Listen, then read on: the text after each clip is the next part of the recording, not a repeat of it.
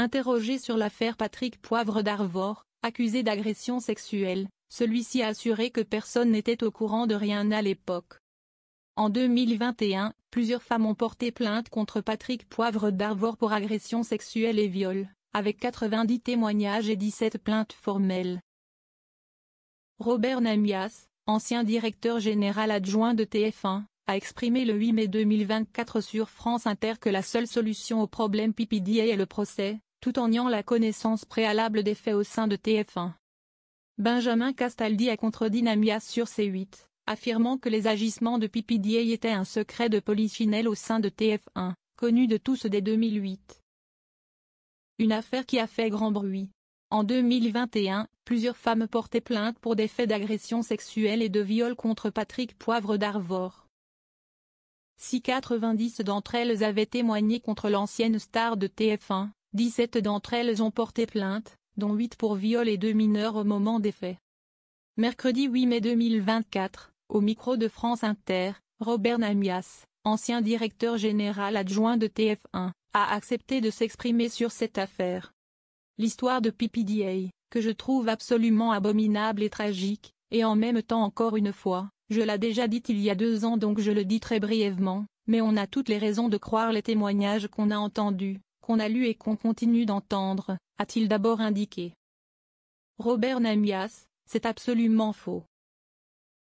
En toute transparence, l'ancien directeur adjoint de la première chaîne a estimé, la seule façon de régler le problème de Poivre c'est le procès.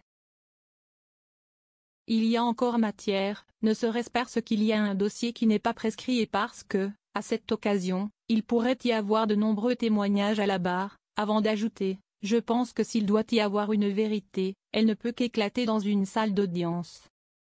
Mais au-delà de ça, moi ce qui m'a beaucoup frappé au moment de l'éclatement de cette affaire, parce que j'ai beaucoup réfléchi en me disant, enfin, je vois tous ces gens qui disent que tout le monde savait, mais c'est pas vrai, personne ne savait. C'est absolument faux.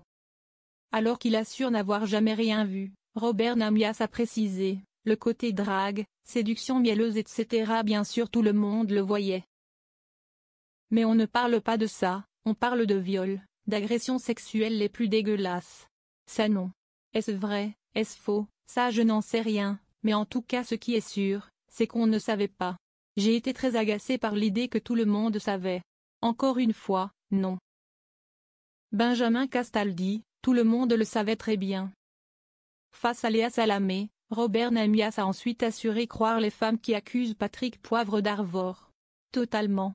Ce sont des témoignages extrêmement différents, dans des situations extrêmement diverses. Pas seulement d'ailleurs dans ce fameux bureau de TF1 aujourd'hui, mais la vérité, c'est que bien sûr que je les crois. Comment voulez-vous ne pas les croire, c'est pas possible. Il y en a une 60aine, s'est-il exclamé. Sur le plateau de Touche pas à mon poste, sur C8, Benjamin Castaldi avait quant à lui assuré que tout le monde était au courant de ce qu'il se passait dans le bureau de Patrick Poivre d'Arvor. Je suis arrivé en 2008, c'était un secret de polichinelle. Honnêtement, tout le monde savait. Il y avait un système qui avait été mis en place, pour effectivement ramener des jeunes filles. Tout le monde le savait très bien. Le système, on le connaissait tous. À l'époque, on avait dit à des amis de la chaîne, fais attention, n'y va pas, ne prends pas le même ascenseur, avait-il assuré.